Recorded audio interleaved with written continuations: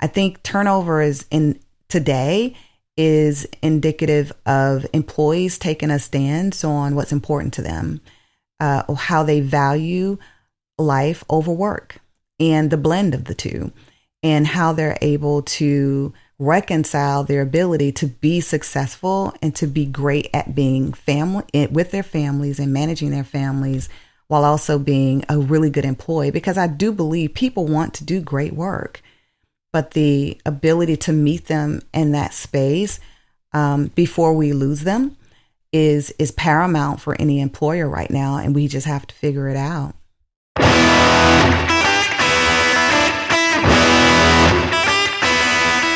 Welcome to Real Leadership, the podcast that cuts through the noise to focus on leaders who make, move, and process things in the real economy. Together, we'll discover the strategies and hard-earned lessons from pragmatic, gutsy leaders who operate in a world that is more steak than it is sizzle. Right here, we dive into their stories, challenges, and triumphs to go beneath the surface to the very heart of leadership in the real economy. I'm your host, Jim Weaver, Chief Operating Officer of the Onan Group, where we believe that real leadership does indeed matter. Let's go.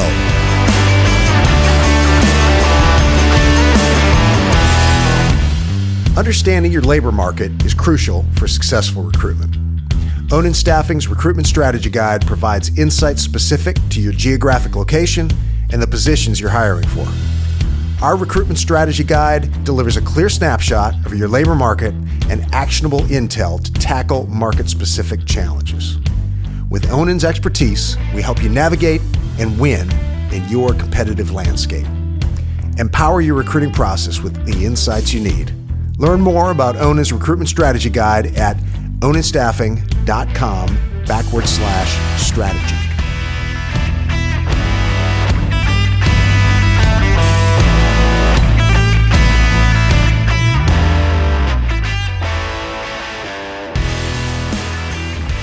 Today, I'm pleased to have Kellye Terrell with us. She's a leader with 2 decades of human resource experience spanning the transportation, airline, corporate, and city government sectors.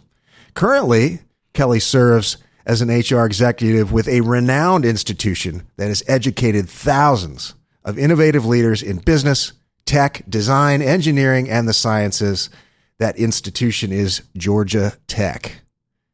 Kellye is an Atlanta native and a Georgia State alumni with a passion for community service. And in addition to her day gig, she was the founder of the Atlanta Initiative for Young Men and is currently a board member of the Atlanta Fulton County Recreational Authority. Welcome, Kellye. Thank you for having me. Yeah, good to have you. All right, so Georgia Tech is, that's a big-time university known as a top university. I'd like to dig into that a little deeper, and if you would, as an insider, explain the landscape of the university system and Georgia Tech's special place in that. What's Georgia Tech's niche? Well, first off, again, thank you so much for having me. I am excited to be able to talk to you today and share a little bit about Georgia Tech and my experience. I will say for Georgia Tech, it sits in the heart of Atlanta, Georgia. Downtown Atlanta, very close to the west side. Georgia Tech is a part of the University System of Georgia, which, of course, you have a number of other institutions that are a part of it, but we're right here in Atlanta. And what makes Georgia Tech special is the fact that we are a very much renowned college, university, institute that provides phenomenal research that contributes to billions of dollars of income to Georgia's revenue. And what I will say is the people and most importantly, the students are extremely bright. There are a myriad of initiatives and projects that these students partake in that really impact how we live and how we work. Georgia Tech definitely has a mission for progress and development. And one of the main things is for us to make sure that we're making sure our students are at the focus of that And everything that we do as an employee or an employer, rather, is focused on helping to enhance those students and their experience. Yeah. So when you say top university, that can seem sort of subjective. So what are the objective measures that, when you look at Georgia Tech, what are the big things that you look at to measure the success of the school? Well, one of the main measures is our research institute. We are a top research institute in the country, and renowned for a great deal of the research that we've been able to contribute to society. A lot of it is top secret. So, even I don't have all the inside information. All right. We won't try to extract it from you. There you here. go. I do not want Secret Service coming my way. But what I will say is that Georgia Tech, definitely, their research institute is phenomenal. And what I will also say, too, is we're on track with some of our peer institutions in research, such as, MIT. We're along the Stanford lines. Michigan State is another school that is one that we benchmark against. But if you take a look at the stats and the information that's out there, you'll see we are in the top 5 in the country. So Georgia Tech is a leader. We are a leader and very proud of it. We have faculty who are committed to our students. They take pride in what they do and how they contribute to the students' education and growth. And one of the main focuses is, I also wanted to mention too, is our purpose is to develop leaders. We're also situated to advance technology and improve the human condition. So everything we do coincides with making sure that the students are at the center, but also with that focus in mind. They're at the center so that they can in turn impact the world. Absolutely. Absolutely. That's beautiful. Go forth and progress. You're also a major employer. Mm-hmm. How many employees are there at Georgia Tech? We have, a ballpark? Yeah, a little over 14,000. 14,000. Mm-hmm. That is moving the economy. How do those broad categories of employee kind of break down? I don't know that people think a lot about what a major employer these universities are. So how does it, 14,000 people, how does that break down? Sure. So we have staff, we have affiliates, which those who come in and they help teach some of our students. And we also have student employees, which are not altogether included in that 14,000 number, and faculty.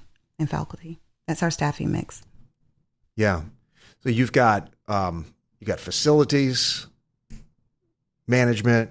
You've got teaching folks that are teaching. You have administrative folks. You have IT. Mm-hmm. It's a full on major operation.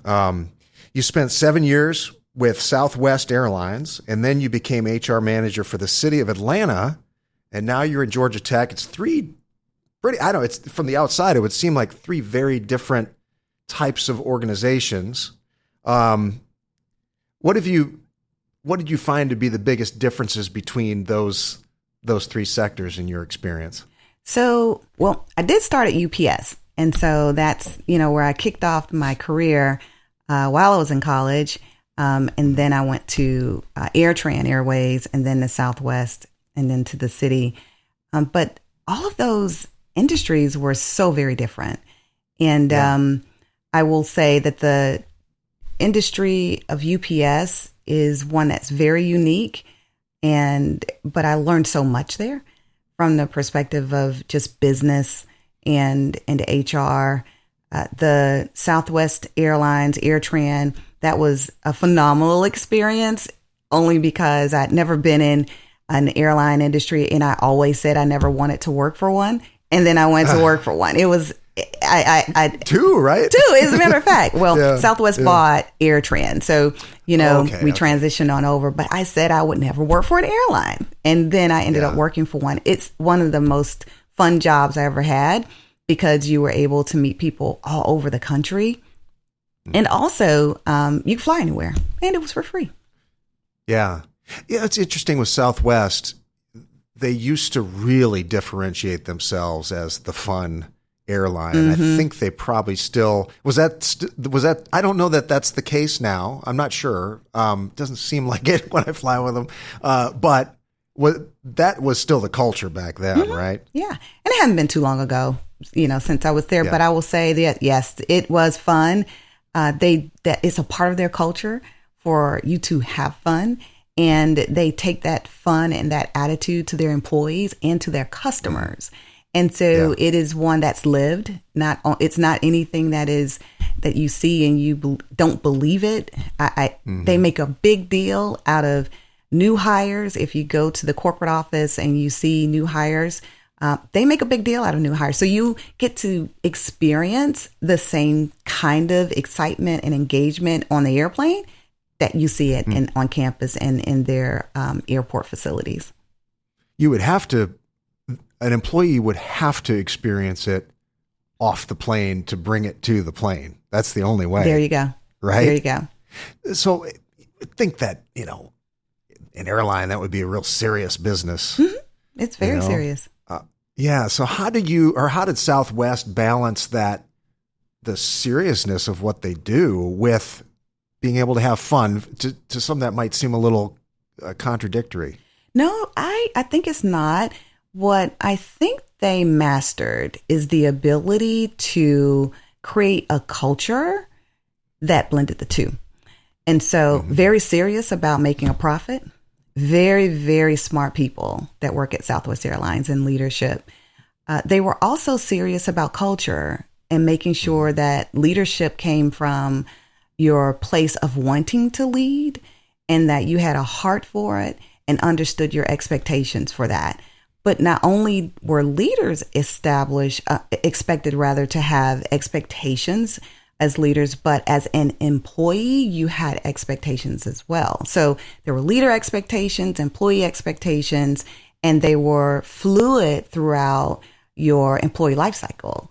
So from your performance evaluations, from all those areas that were important, you were able to draw upon expectations that were the foundation for how you were actually working and living, as an employee there. Yeah. I'm a firm believer in fun. We got to be serious. We have to be serious, but you spend a lot of time at work, a lot of your life at work. Gosh, if it's not enjoyable, at least some of the time, my goodness, what are we doing here? Exactly. Right? Land top technical and professional talent with Focus. Focus specializes in direct hire and contract placements, connecting you to exceptional candidates in IT, engineering, management, and more. Elevate your team with Focus. Visit getinfocus.com. Okay, so when you came to Georgia Tech, what were the unexpected differences, or maybe expected differences, going there from Southwest, city of Atlanta, now Georgia Tech? What were the unexpected differences there? I would say the main difference is one, I had never worked in higher ed. And so I really had to get a sense of the culture of higher ed and reconcile, where there were some familiarities there, and then also where I needed to learn. And so the pendulum, if you will, of shifting forward in learning higher ed and their culture was one where I really had to sit and listen to people and understand what's important to them.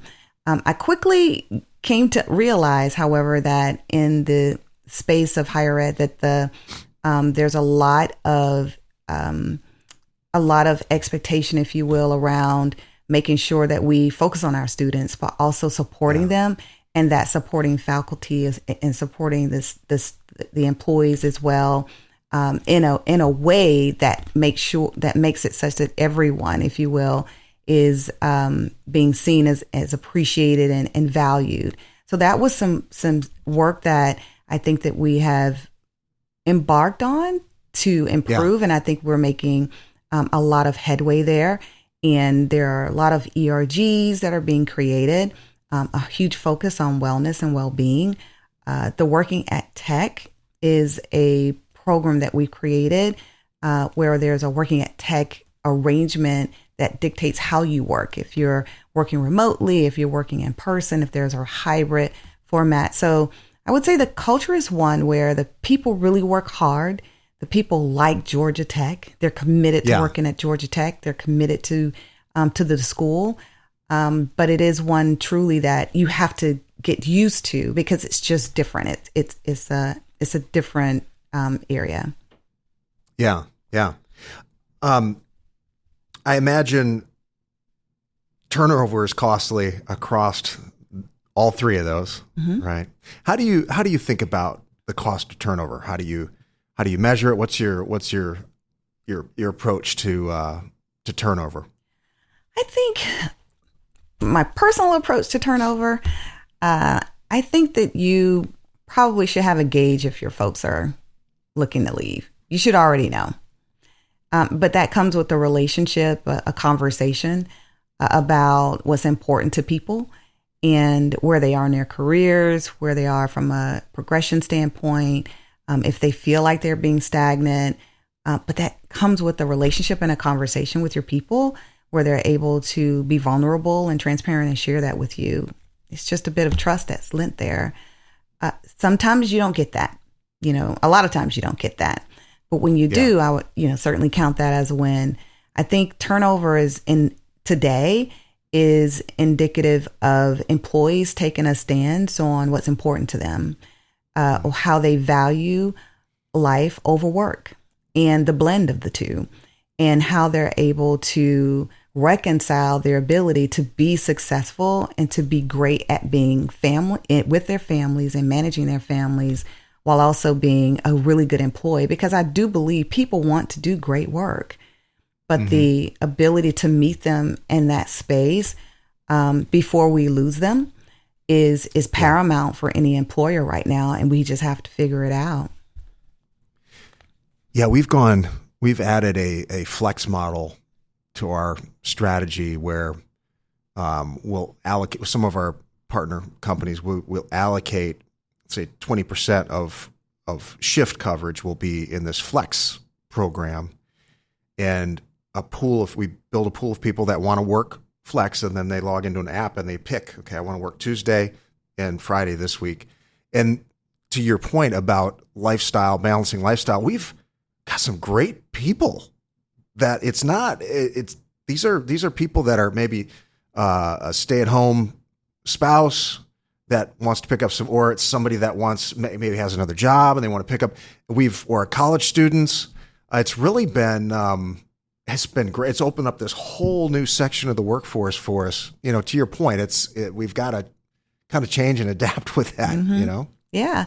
And I think we're at I've seen a lot change in the space of HR, just sitting in this particular seat, from an employee perspective, where, I was just having a discussion, I think it was with my son, and I was taking him to the airport just the other day. And we were talking about how when I had young kids, if I had to take time off, I had to take time off in order to take him to the doctor and also to be home with him while he was ill. Whereas today, people have the flexibility, right, to work from home, still take care of their children if they so choose. The flexibility in that allowed for people to feel better about being available to their families, while at the same time being able to fulfill a commitment to their work if they so choose to do that. So that option with this whole flexible work style, if you will, has been a game changer. And to take it a step further, I even shared with him, if I would have had to take a day off, right? A full day off to see about you. And that would, in some cases, go against, some attendance and, be adverse. And so now people have the ability, really and truly, to live their life and also work the way they need to. So I think this whole perspective around the flexible work with hybrid and remote and so forth has been a game changer in that perspective. Yeah. I think generally it's been, curious your thoughts on this, but generally it's been positive, it swung pretty far to the flexibility. Now it's kind of coming back. I think there is a point where it becomes really tough as an employer to, there's got to be that balance there. But I think generally, we're all human, right? And we got stuff comes up. Yeah. We got to work. Yeah.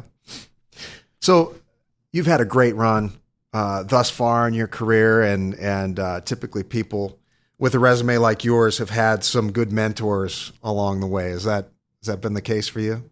I did. I will say my first mentor, probably the most profound one, was the person I met at UPS. He was the one person that I didn't expect to be a mentor to me. He tended to, I ended up working in his department when I was working part-time and I first started working at night. He took an interest in me, and he actually was a friend of my family's. And so what I realized was that if I listened to him, I probably would go fast, right? And I would learn a lot, and I did. He gave me great financial advice, and he also gave me great counsel on a career, which is, at that time, and I might really be dating myself right now, but he said, just get your degree. Just get your degree. He said, because at that time they were looking and instituting, the need to get your bachelor's degree. And I did. And it was maybe a year later after I finished when I went to work in human resources. And he was always available to hear me out, to give me counsel. When he retired, I really missed that presence at work.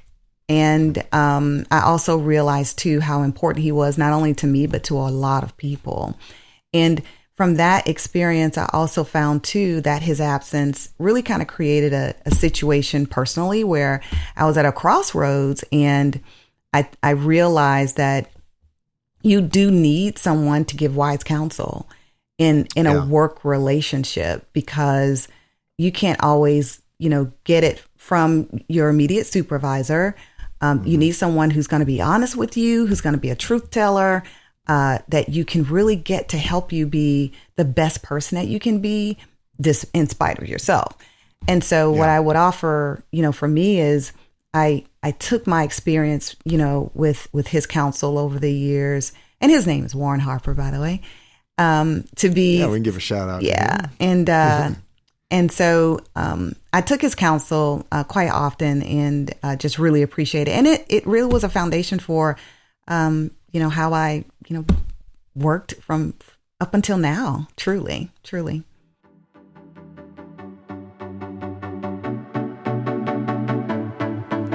Accomplishing diversity, equality, and inclusion directives can be challenging.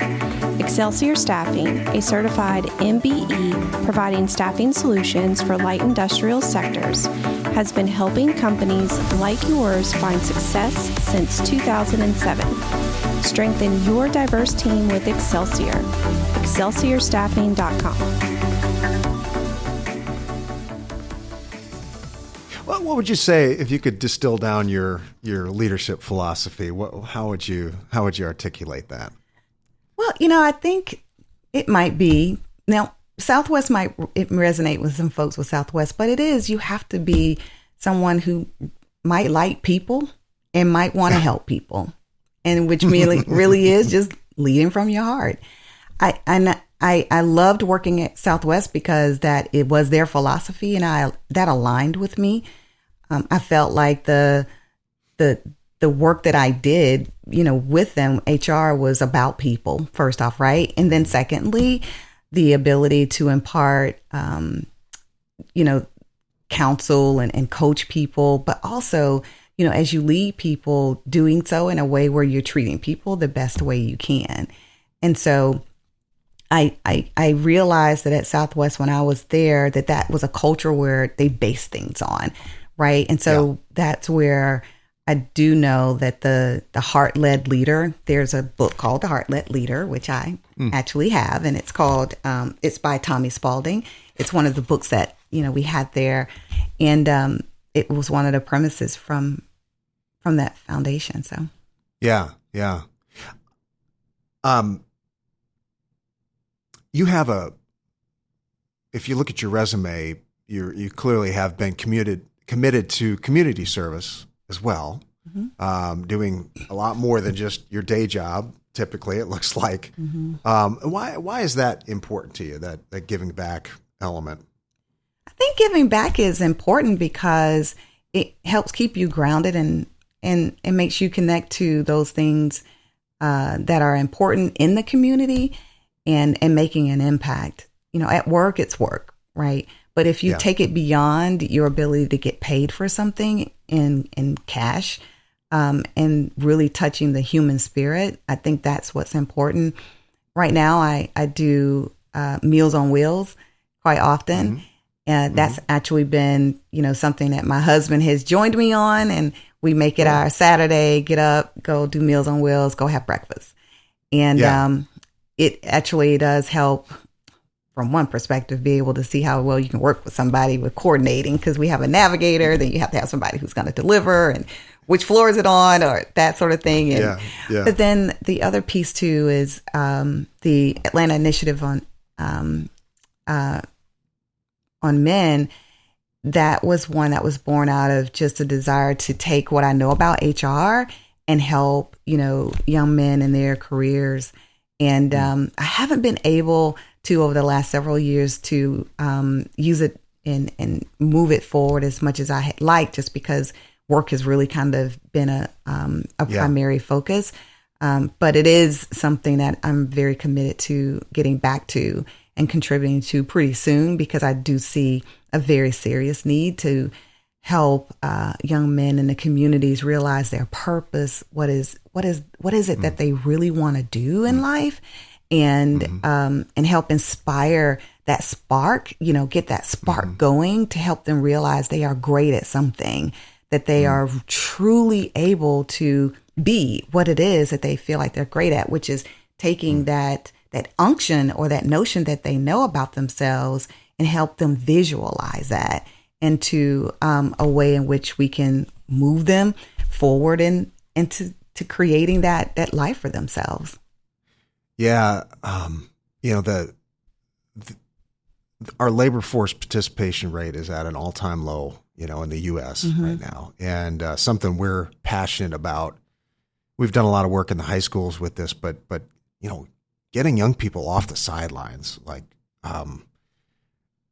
which is kind of what you're talking to there, is I think we're built to create, we're built to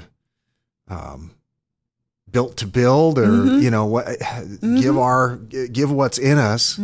I think it's part of us that dies when we don't do that. So what do you think it is going to take, or what do you think it takes to get folks off the sidelines to be able to, what do you think that's going to take? And you can talk in the micro or the macro. I mean, it's a big question, right? Yeah. But, what do you think? I think, when I started the Atlanta Initiative for Young Men, my big vision for it was for there to be this partnership with someone who had a passion for trying to help kids and building that with business. And so Southwest actually allowed me to do a career week there.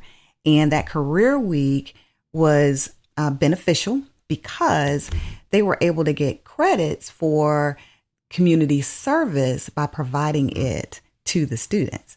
And so from that perspective, I think that businesses, if you will, should realize how they could tangibly use utilize the resources that they have available to help the community, not necessarily just raising funds, because of course that is definitely needed, but in a tangible way, looking at, how can we use our OIT department to service a school or an after school program? How can we have our teams commit to volunteering? And then how do you maybe incentivize, your employees to do such. So I think we have to be intentional about how we want to be impactful in the community, and looking and proactively researching organizations that align with your values, or just seeing how you can actually even just participate. We can't just wait and sit and let it happen, because around us is a world of hurt, and people are hurting because they don't have it at home. And to your point, if you don't give, then essentially, what are you doing? What are you doing? Yeah. You were on the board of the Atlanta Fulton County Recreational Authority as well. What do you do there? What is that? I'm not familiar with that organization. Yeah, so it's the Atlanta Fulton County Recreation Authority. It is an authority that focuses on recreation support and assistance, and one of the main organizations, if you will, that it aligns with is State Farm Arena, and we also support various youth programs in the city and in the county of Fulton County, and that's pretty much their foundation of the work that they do. They also are supportive of the Zoo Atlanta, and I think those are the primary ones, is Zoo Atlanta and also State Farm Arena. It's been around for many, many years. At one point, before back in the 80s, 90s, you had the Braves. And so the Braves Stadium was one of the areas that they managed, but, management changed. And so there was a shift in terms of their engagement there. But now they have State Farm Arena as the organization that they primarily are aligned to. Recruiting top talent is tough. Onan Staffing focuses on people, offering exceptional benefits to attract and retain dedicated workers. Partner with us for flexible, data-driven solutions. Visit onanstaffing.com to learn more. Successful leaders typically have some good habits that they've developed over the years. What are some of the habits, the rituals that you've developed to try to stay grounded, to stay on your game, to win? Well, the one thing I think is always important is I remember when I wanted that job and how I felt when I needed that job or wanted that job. I go back to that, because I always realize that somebody else wants it or may want it. And I also think about and always try to be reminded of why I'm here. I feel like everything you do as a leader, you shouldn't be in a position just because. There has to be a purpose behind it. So your commitment to the work has to be fundamentally innate with your values of trying to get, benefit the organization, but also has to be of a purpose. And so every organization, every role that I take, I realize and I know that there is a purpose. And so the alignment with that, reconciling the day, because days aren't always great, helps you come back to a level of resilience and builds quite a bit of fortitude and being able to come back again. The other piece is just making sure that you remember that this is just the day. Like, we're all human. You're not going to get it right every day. So you have to offer a measure of forgiveness for yourself in leadership. Yeah. You're not going to always get it right. Everybody's not going to like you, but you also have to make sure you've got a cheer corner to help make sure that you are feeling good about yourself in order for you to be able to step in and lead like you need to. And the other piece too is to have fun. Always crack a smile. I find that if you're trying to make somebody else's day better, it helps you in your day. So I do offer a measure of trying to practice, how can I do something for someone else, especially when I'm not feeling my best. And thinking, I take the time to think about what's going on with this person, what's going on with that person, how is this happening? So those that directly work with me and are reporting to me, They may not realize it a lot or not, but I do take that type of interest in making sure that I'm, trying to stay connected with what's important to them. And from that perspective, because we're all people first. We're all people first. Yeah, the common theme with all those is kind of getting outside of yourself or what's right there in your face. Where you talk about, purpose, like that's zooming out and getting outside of yourself and trying to lift up others, lifts yourself up. Or how do you do that with trying to remember? Is there a practical way that you try to remember why you wanted the job, like putting yourself back there? Yeah, because when you think about leaving, you need to think about why you're there, right? And so, and that's something that I think a lot of times, especially when we were talking about turnover a bit ago, that's a space where I think sometimes we may be too quick to move, and you may miss the lesson in your situation. And so, and I think I had a learning from an experience. And I think, and that's one of the I always said after that I will never make a move until I know I'm supposed to. So I always seek guidance. I ask the Lord, hey, help me with this situation. What is my reason for being here? Help me understand what I do and how you've made me and how, the experience that I have can be beneficial here. And I don't move until I'm told to. So it's helped me in my career since, and I don't move until I'm supposed to. So I offer that for people who are young and trying to get somewhere quick. I've had to have this conversation with my son. Like, you've only been at your job for 1.5 years. There's so much for you to know and learn. Be patient with yourself. There's an ebb and flow in work, but you have to figure out your lesson. So what's your lesson? What's your purpose? What are you trying to do? I have him working on plans, and he has flip chart paper. And we did this when he was in high school, but he applies this now to work with in life. He has a flip chart paper on the back of his door and his plan, and it includes even a work plan. So I think people just need to start thinking and taking time to consider life as a whole instead of a quick move, because sometimes you can miss the opportunity. If you make a mess, you still have an opportunity to make great work and to recover. But you have to give yourself to the opportunity to be resilient. I found if there's a lesson that I need to learn and I pull the ripcord instead of learning it, guess what? It's going to come 6 months from now. I'm going to be in another situation where I got to learn that lesson. So might as well get it right now, right? Exactly. Well, hey, it's been great talking with you. So if folks are interested in finding out more about working at Georgia Tech, where would you direct them? I would tell them to go to Georgia Tech Human Resources Careers, and they can search for our available opportunities there. We have a lot of them. Okay, cool. And I will we'll put those in the show notes as well. Thank you so much. Thank you so much, Kellye. Oh, it's great to talk to you today. Nice to meet you. Yeah. Okay, until next time, folks, keep it real.